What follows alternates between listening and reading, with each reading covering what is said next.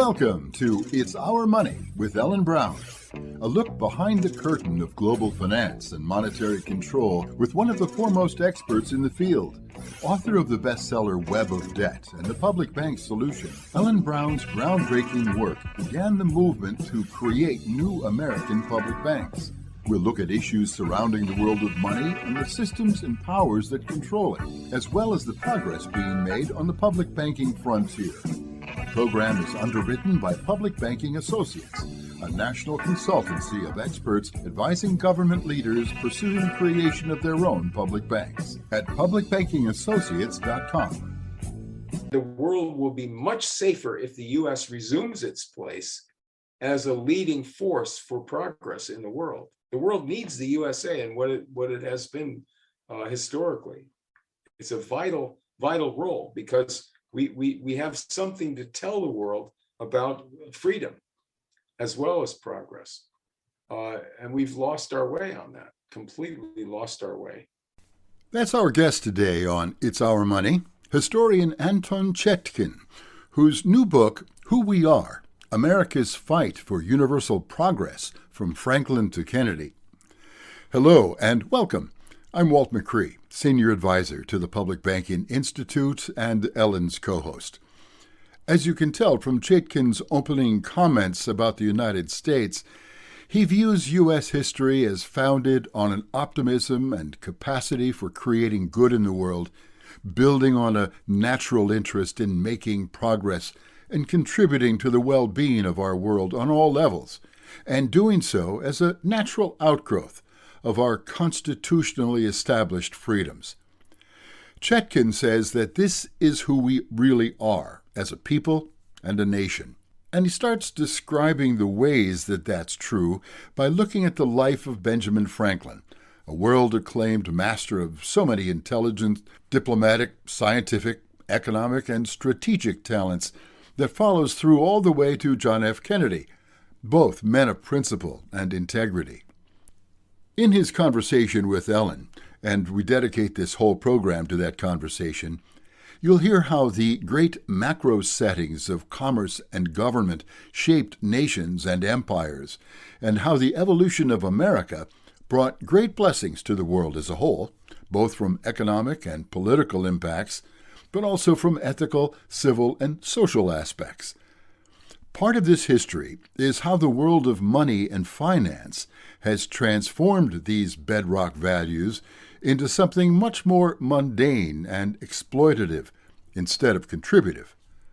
How the ingenious developments of science and technology in the last century have been replaced by a corrupted and corrosive world of financial profiteering, which is even eroding the freedoms that the United States was founded upon. Indeed, the morphing nature of monetary systems and cartels are in the process of returning us to a period of economic feudalism, in which the money masters control all aspects of our lives and have taken over our political system, undermining and disabling the true democratic governance that was intended by America's founders. It's an interesting discussion, and one that we think you'll find a little shocking when you consider that the good citizen role that America has played on the world stage has been undermined by a nefarious agenda of self-interest and profit at all costs, spreading grief instead of good to others. Stay tuned. Let's join Ellen and Anton now.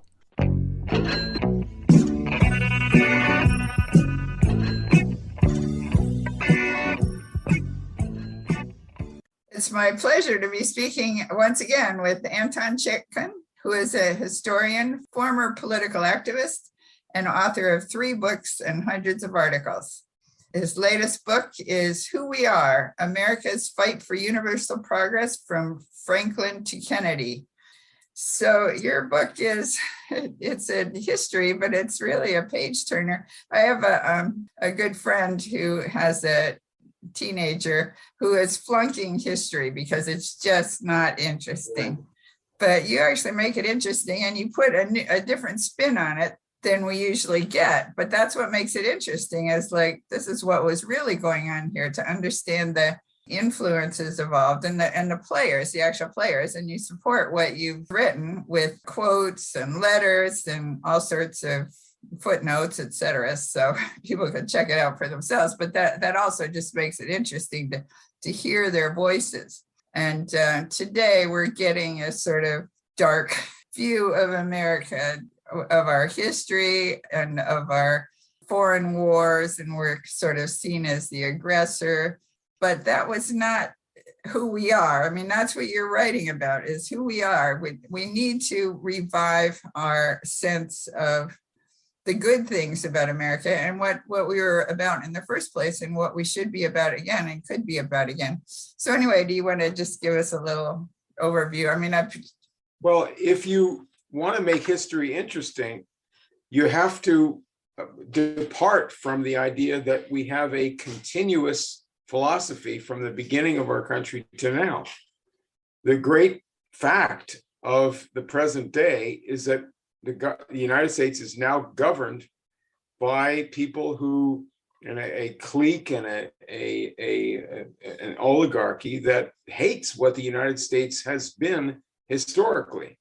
And the United States history is one of accomplishment and of an engagement with the rest of the world on the exact opposite philosophy to that practiced by the marauders who are in charge of the United States today. Let's cut to the chase on this, and I'm gonna concentrate on the relationships between the United States and Russia throughout our history, so that you can see the different philosophy that built the power of the United States. Russia and the United States are natural allies, and they have a common interest. And the people that are ruling the United States today are completely opposed to the national interest of the United States. I mean, that's just a brutal fact. What do you mean by that? Opposed in what way? Well, I just want you to, it's not that I disagree. I want to look at what's called the rules-based international order and contrast that with what we did to make ourselves a great power in the United States.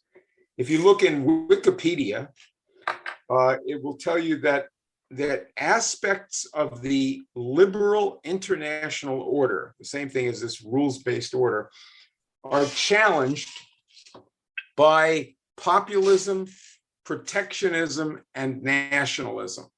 We'll get to what these things mean in a minute. And they say that the liberal international order is challenged by authoritarian states, illiberal states, and states that are discontented with their roles in world politics. China and Russia have been characterized as prominent challengers to the liberal international order. Further, they talk about what they mean by authoritarian. Let's see how that applies to, think of Russia and China as authoritarian states, and that's true in many respects. What about the United States? Restraints on the legislature and political parties. Well, is our Congress independent? Who believes that? They're wholly owned by an oligarchy. Are our political parties independent?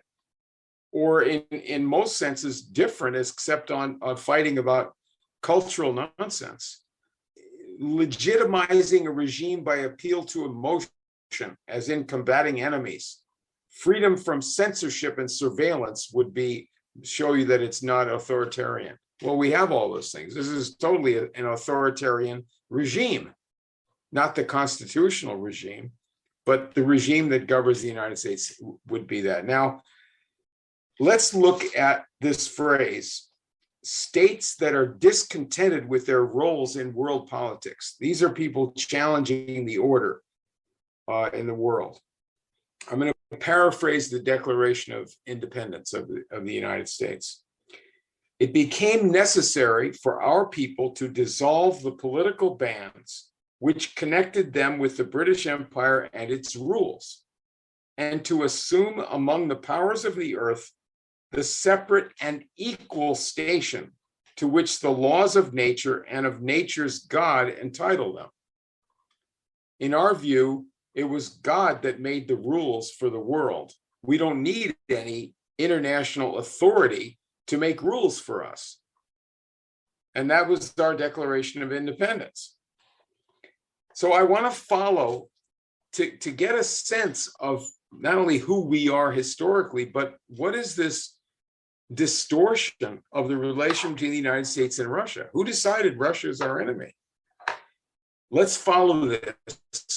Just a few highlights for these 2 centuries. First of all, in our revolution, the Empress Catherine the Great, established the League of Armed Neutrality, and that was to block Britain from using international trade to crush the American Revolution.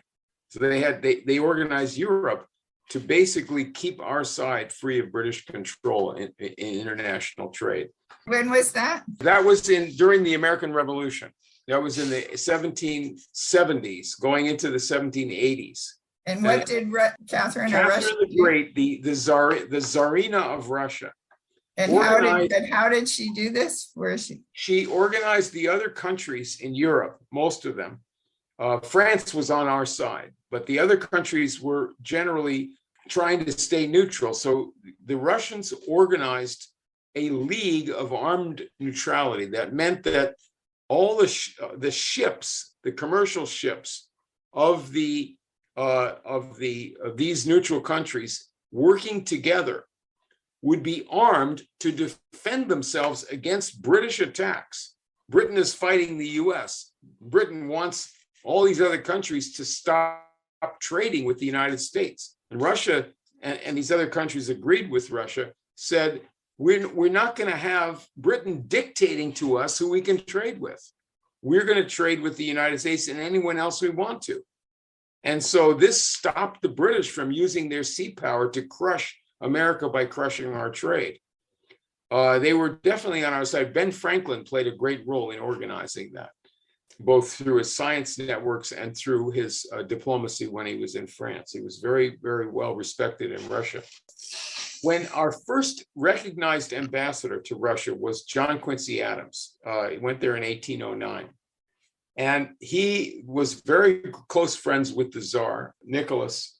And he arranged that the inventor, Robert Fulton, would work in Russia to build steamboats there. He had just invented the steamboat here in the United States. So our ambassador in Russia, Quincy Adams, said, let's have Fulton come to Russia, build steamboats, and use that to help industrialize and modernize Russia. The Russians loved it.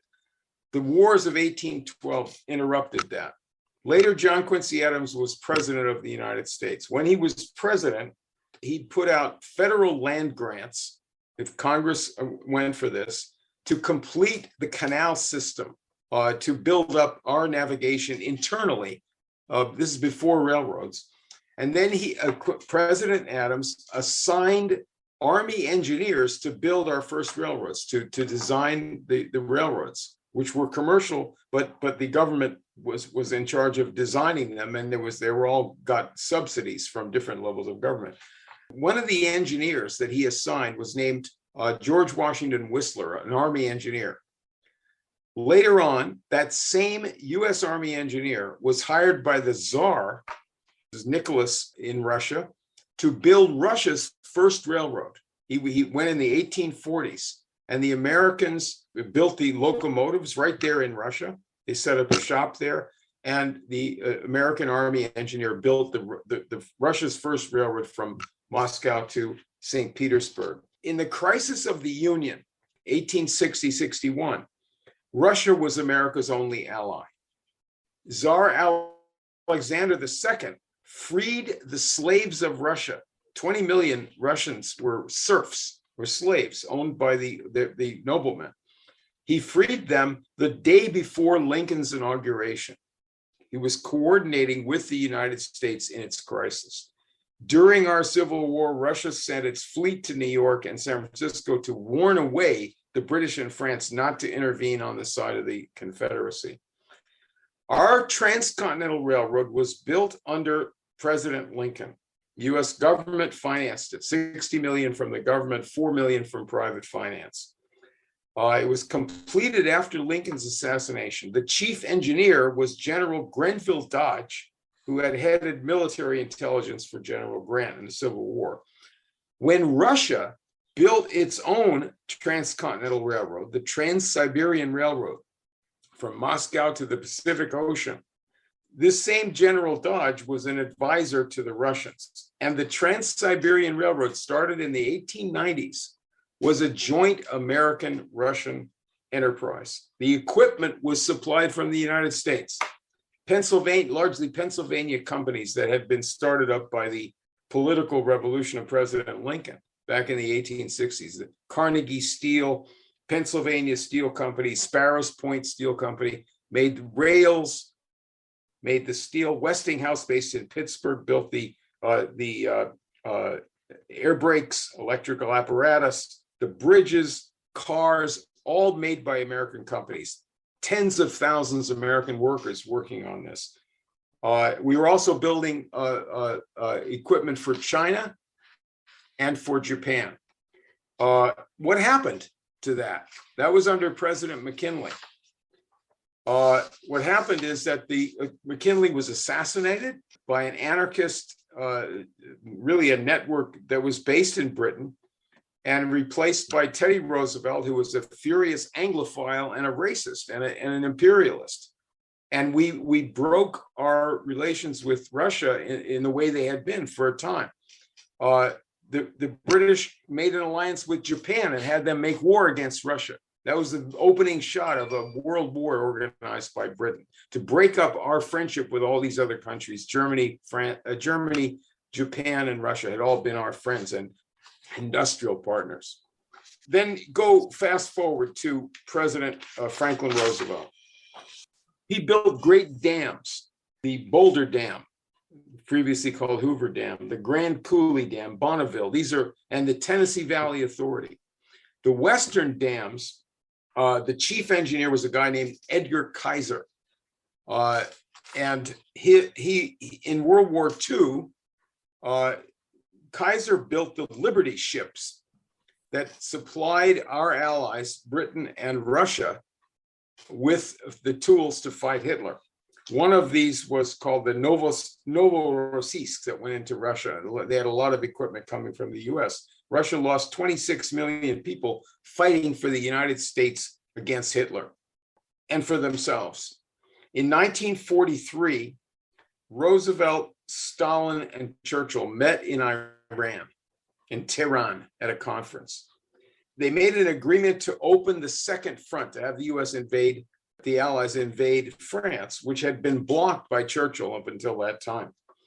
While Roosevelt was in Iran, he made a plan, he and General Hurley made a plan to develop Iran with modern industry, to end its poverty, make that the poster boy for developing the underdeveloped countries. And the idea was to use Iran's oil to let Iran use its own oil and use that to pay for the development of Iran, not by US taxpayers. Just let these countries develop. We could supply some technical help. At his death, the whole British imperial faction took over the US and launched the Cold War, which was absolutely unnecessary. We didn't like communism, but we wanted to have world peace guaranteed by the USA, Britain, Russia, and China. In 1954, the British intelligence and US intelligence had a coup to save British control of Iranian oil.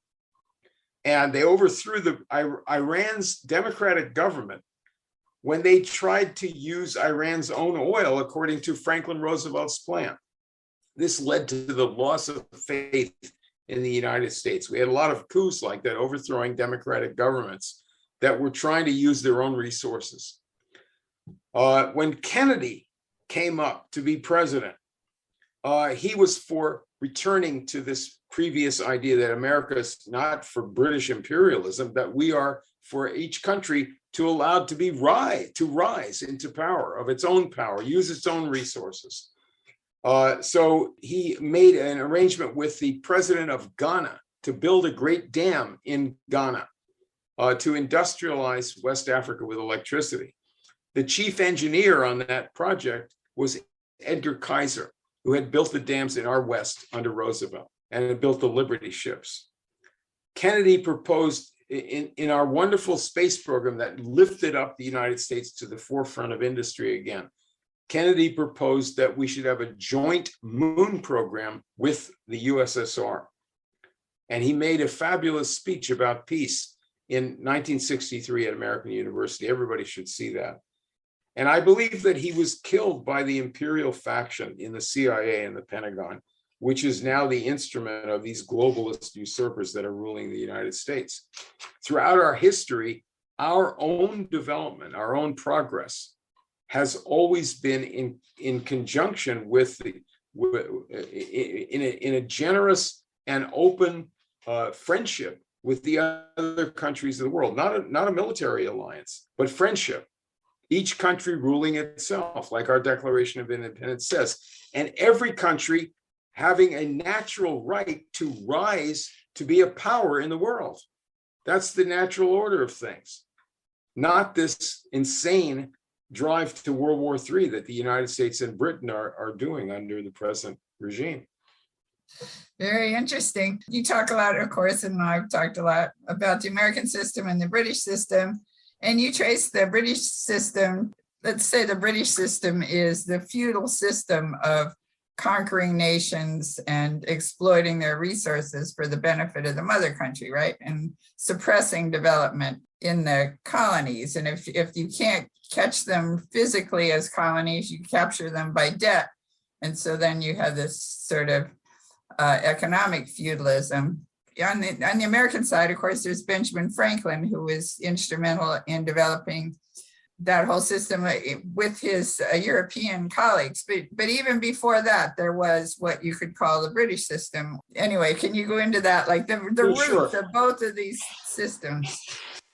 The American system is sort of followed on what France did under the Colbert, who's the finance minister for Louis XIV, a brilliant man who believed in the progress of the country, manufacturing, and so forth, and used tariffs and used various forms of government intervention to promote creativity, manufacturing, and science. So the United States, when we were founded as an independent country, there was a fact that is not very much taken into account today that we faced in the world. And that is that the British had, at that time, were just then in the process of making a tremendous breakthrough in their control over nature, in developing a steam engine, building canals throughout England. These things were the accomplishments of a set of individuals and a spirit very much in accord with the Renaissance, which is England's heritage along with other countries, the Renaissance of Shakespeare and of Florence. This was just going on. And by the time we did our revolution in the 1770s into the 80s, the British Empire, not this creative element in England, but the East India Company and the City of London financiers, guided by the philosophy of selfishness, of really insane, vicious philosophy that the human population is a pest in the world and that people are garbage and can be simply crushed. This is not the spirit that actually invented the steam engine and did these creative things. So the British adopted a philosophy which they tried to impose on the world, which the US rebelled against, which was that no other country besides Britain would be allowed to develop manufacturing or modern skills. Now, was this in Britain's interest? No, it was in the interest of this imperial order, which was growing rich in the city of London and in some other places. Later on, it involved Wall Street. But this was not interest of the people of Britain. Well, having industry was, but that was started up by this industrial revolution. The empire did not create the industry. The industry actually helped the empire conquer other countries. But it's not the way that you actually develop wealth. Wealth comes from science. It comes from industry. It comes from good workers and good management, developing enterprises that control nature and that engage the skill and creativity of people. What the British Empire did was to try to stop that creativity from developing in India and in Ireland and through political intrigue in the United States by pushing this idea of free trade, meaning the United States or any other country did not have the right to interfere with the monopoly of British trade. According to them, we didn't have the right to put a tariff on imports of cheap British goods coming into our country, which prevented us from even manufacturing. It's a monopoly. We wanted freedom to trade, but you first have to block that monopoly from crushing everybody. That's the issue. At that time, up until the 1840s, Britain had complete tariffs on their own goods. They were only saying that other countries couldn't have tariffs. That's their free trade system. So this was a complete fraud from the very beginning. They call this now the liberal international order. And by liberal, they mean free trade. They also mean woke ideology, rather than what you might think of as liberal as free, open, and generous, which is the way somebody like Benjamin Franklin or George Washington would have talked about this. That's not what it means now. The whole idea of free trade is this idea of the imperial system, and it's the same idea today. Another way of putting it is cheap labor.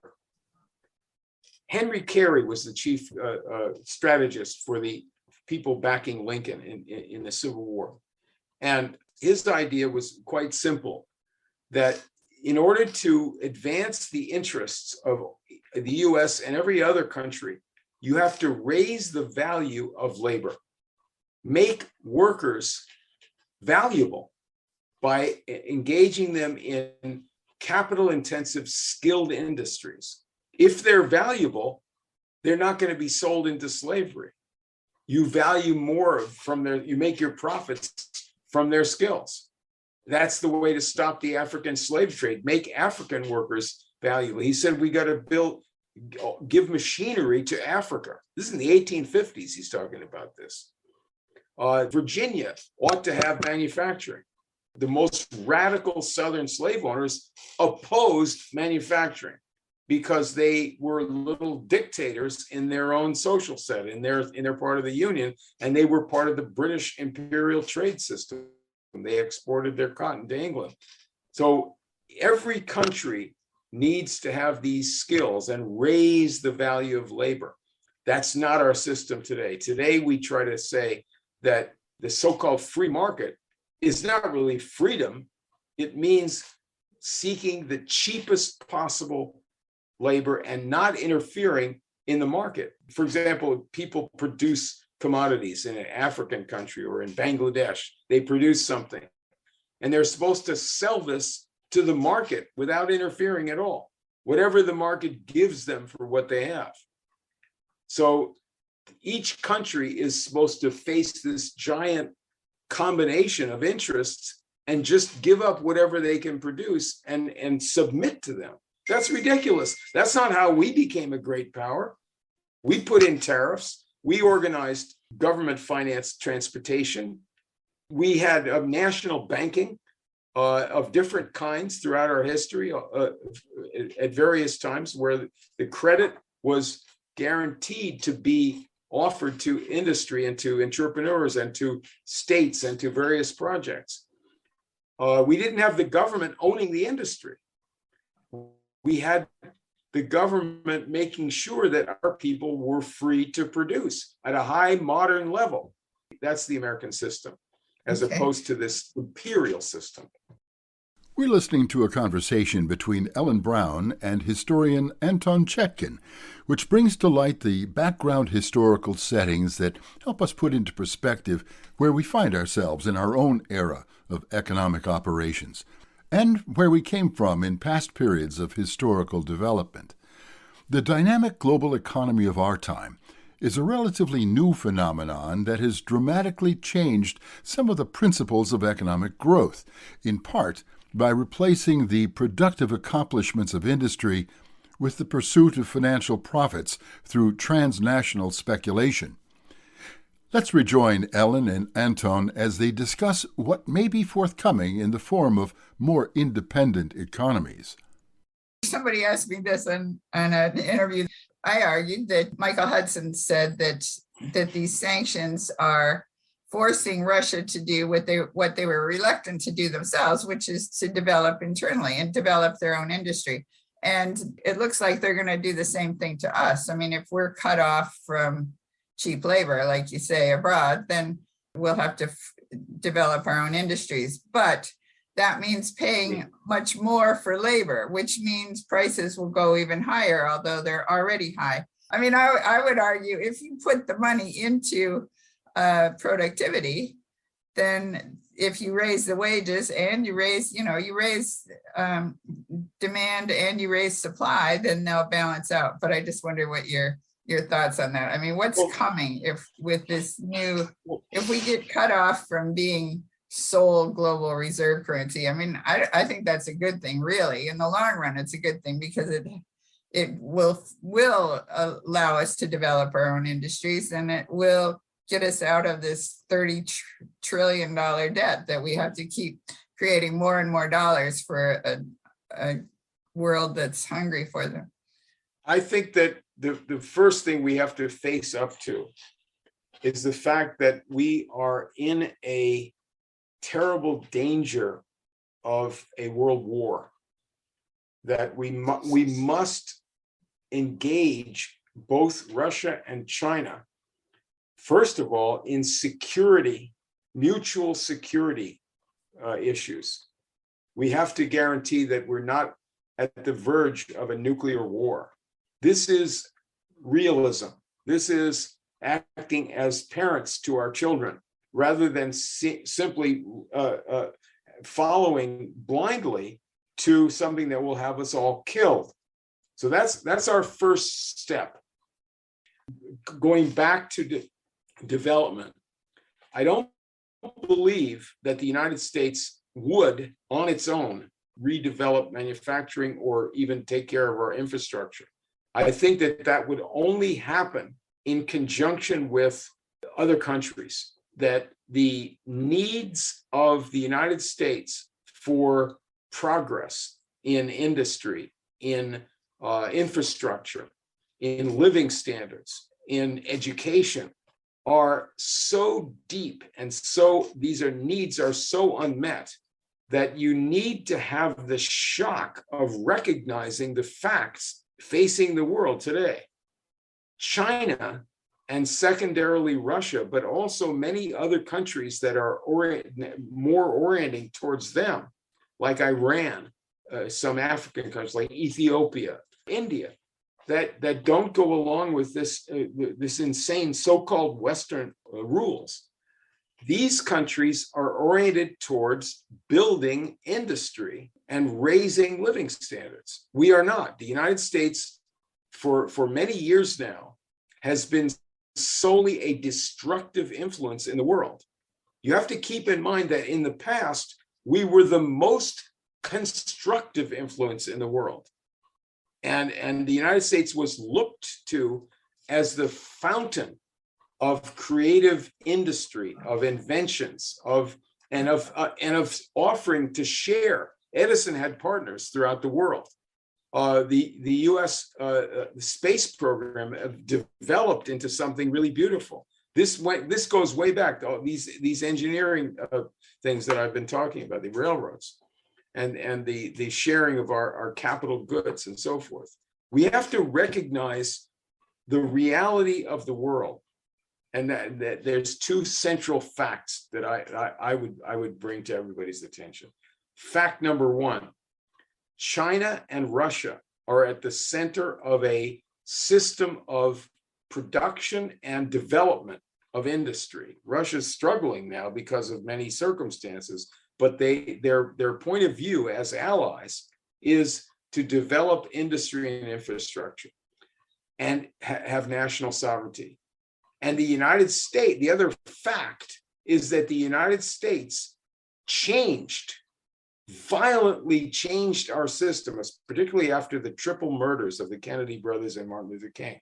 We changed our system from being a nation guided by developing industry and higher living standards and helping other countries to do the same.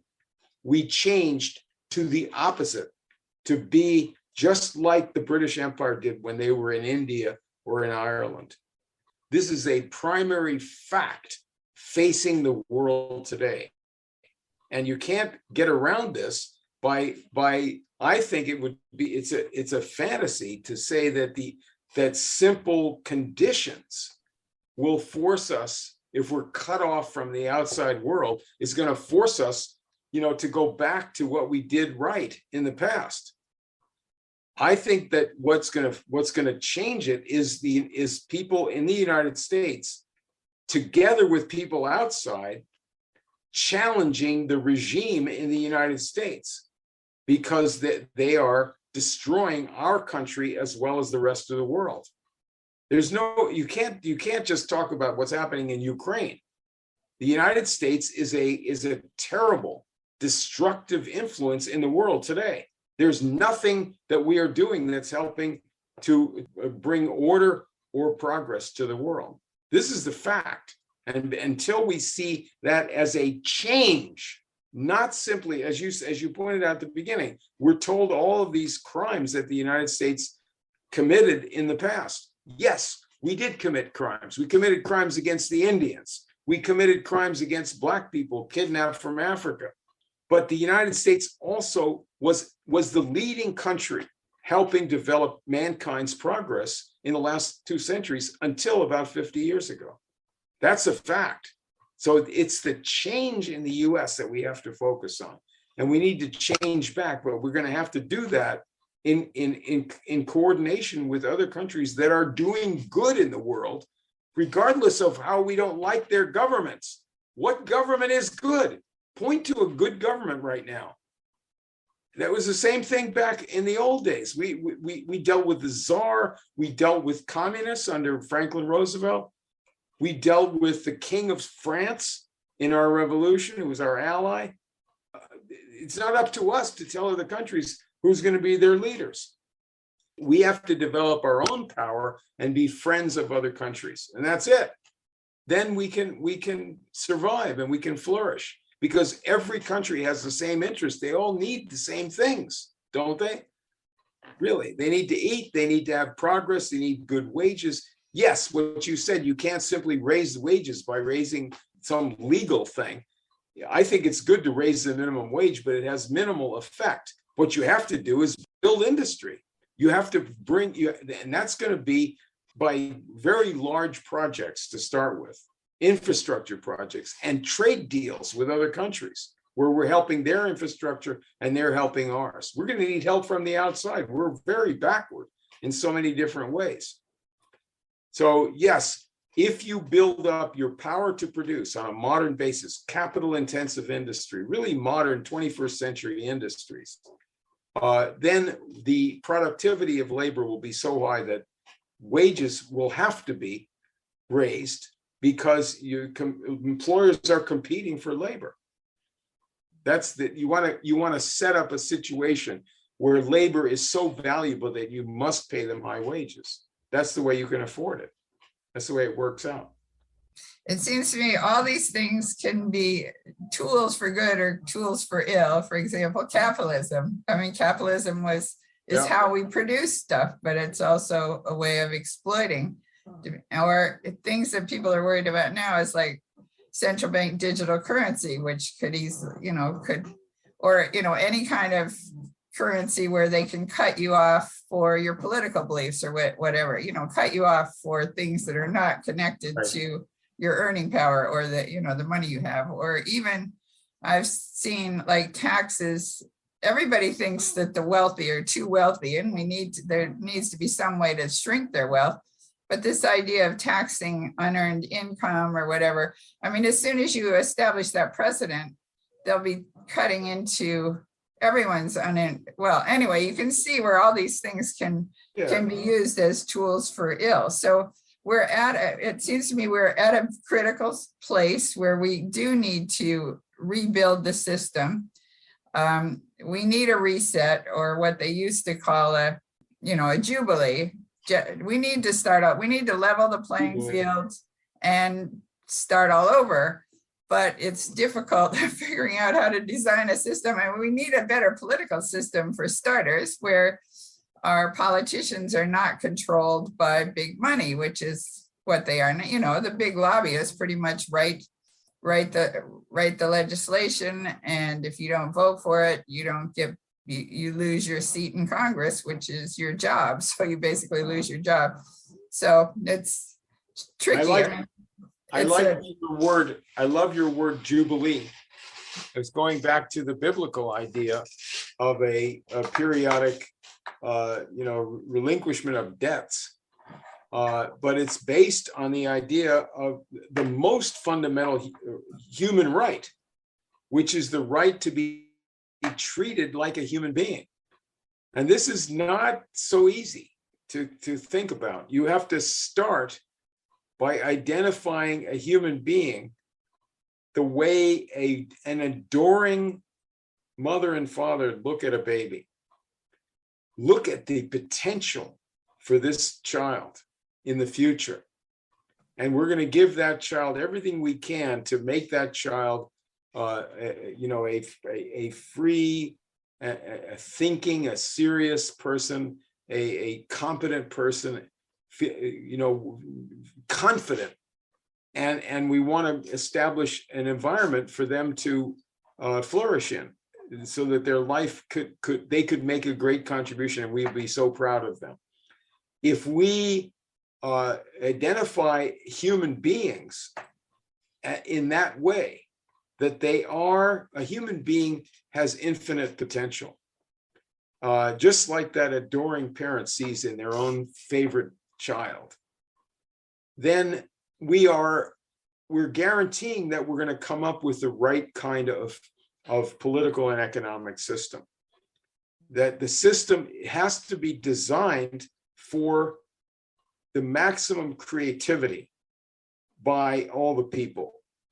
Really, that every human being can contribute in one way or another. That's your sense of what it means to be human. And if you support that as the basis for your society, you're gonna succeed. What do we do now instead of that? Look at the sanctions that we have imposed on countries like Iran and Russia. What's the purpose of the sanctions? As President Biden has said, they're not to deter them from doing something wrong.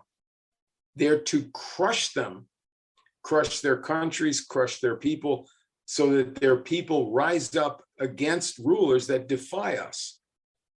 This is almost a perfect definition of evil, of an evil practice, because you are saying that human beings are simply an instrument for gaining the power to work your will on the rest of the world. You don't care what happens to people.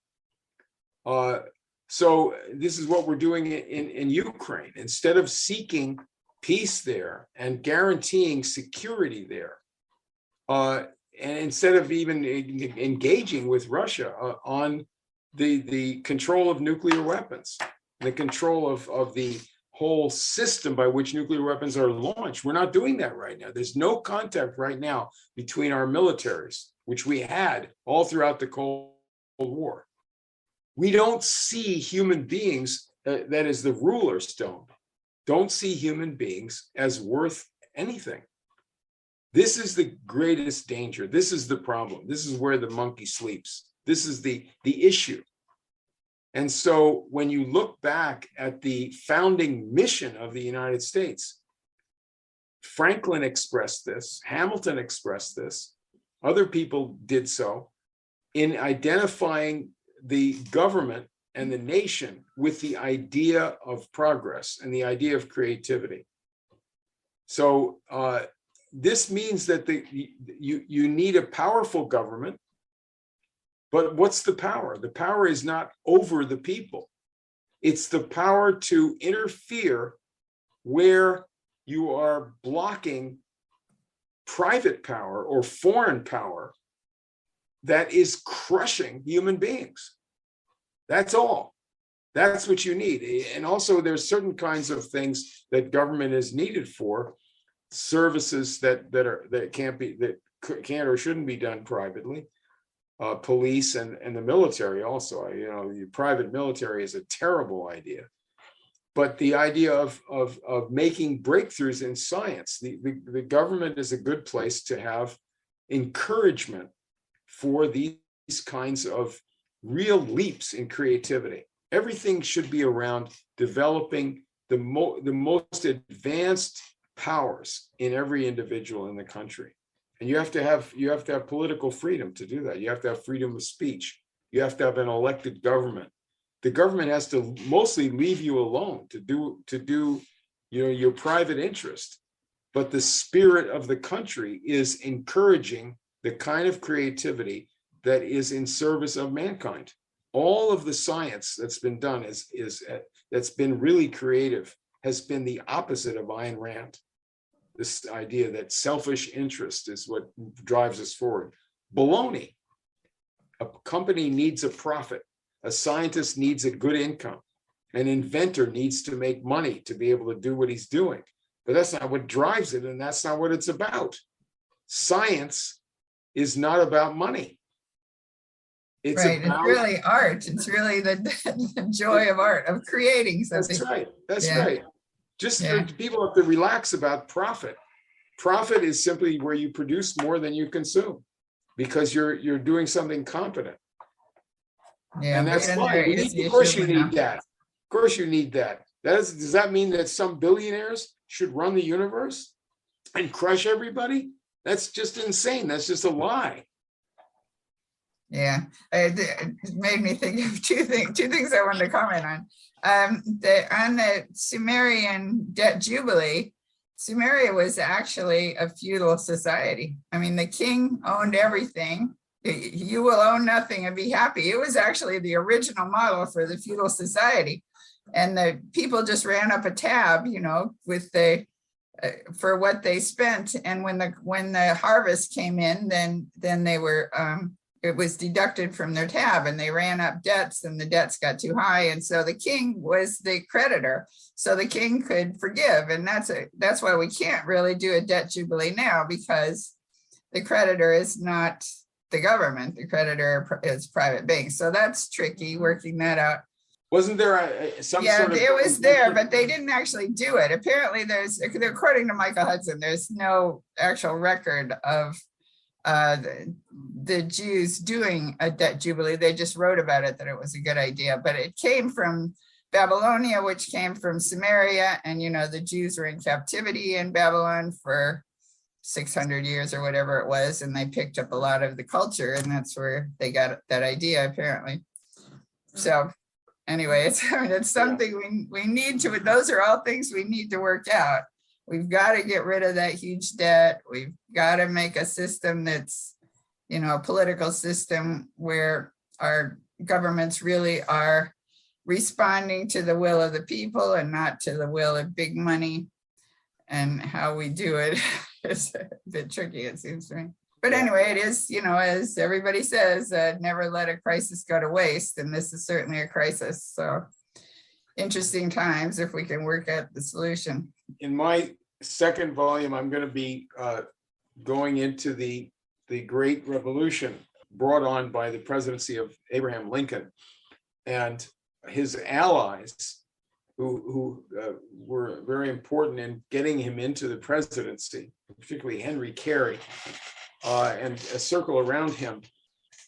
These were in private industry. as well as for a time setting the policy of the government. This was not Wall Street. This is Philadelphia and some other people and some in the military. And these companies and these projects were everything that we did. Massive new projects.